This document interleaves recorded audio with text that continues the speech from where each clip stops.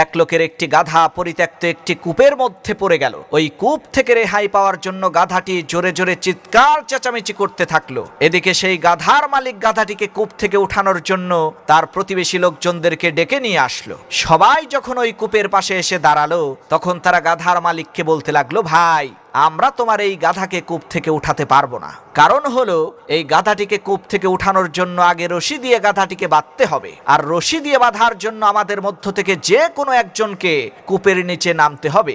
এরপরে রশি দিয়ে বেঁধে টেনে টেনে উপরে তোলা যাবে। কিন্তু আমাদের মধ্য থেকে কেউ তো কূপের নিচে নামতে পারবে না। কেউ যদি নামেও, গাধা তো গাধাই, লাথি মেরে যদি তার চোখ মুখ থ্যাতলা করে দেয়, তাহলে তো সর্বনাশ হয়ে যাবে। সুতরাং এই গাধাকে কূপ থেকে তোলার একটাই উপায় আছে, সেটা হচ্ছে অনেক টাকা পয়সা খরচ করে শহর থেকে প্রশিক্ষণ প্রাপ্ত লোক নিয়ে আসতে হবে। তারাই এই গাধাটিকে কূপ থেকে উদ্ধার করতে পারবে। প্রতিবেশী লোকজনের এই কথা শুনে সেই গাধার মালিক বলে উঠল, বাবা রে, আমার এই বৃদ্ধ দুর্বল গাধাকে কূপ থেকে তোলার জন্য এত টাকা পয়সা আমি খরচ করতে পারবো না।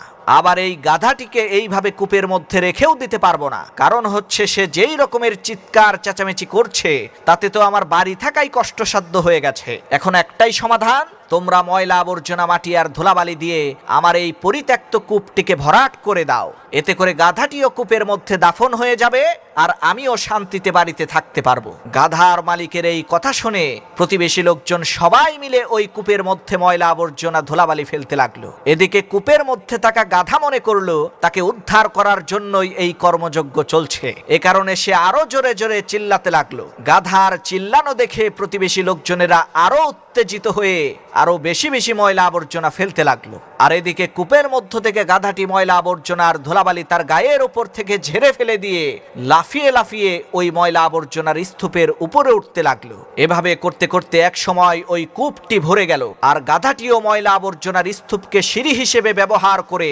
কূপের উপরে চলে আসলো। তখন লোকজন খুশিতে আনন্দিত হয়ে বলতে লাগলো, দেখো, আমরা গাধাটিকে মৃত্যুর হাত থেকে বাঁচিয়ে দিয়েছি। প্রিয় বন্ধুরা, ঠিক একইভাবে আপনার পাশে থাকা লোকজনেরা আপনাকে কটূক্তি করে, অপমান করে, অবহেলা করে, অপদস্থ করে ব্যর্থতা নামক কূপের মধ্যে দাফন করে দেওয়ার চেষ্টা করবে। এখন আপনিই সিদ্ধান্ত নেন, আপনি কি লোকজনের অপমান, অবহেলার, কটূক্তির নিচে চাপা পড়ে ব্যর্থতা নামক কূপের মধ্যে দাফন হয়ে যাবেন, নাকি এই অপমান, অবহেলার, কটূক্তিগুলোকে সিঁড়ি হিসেবে ব্যবহার করে সফলতার দ্বার প্রান্তে পৌঁছাবেন?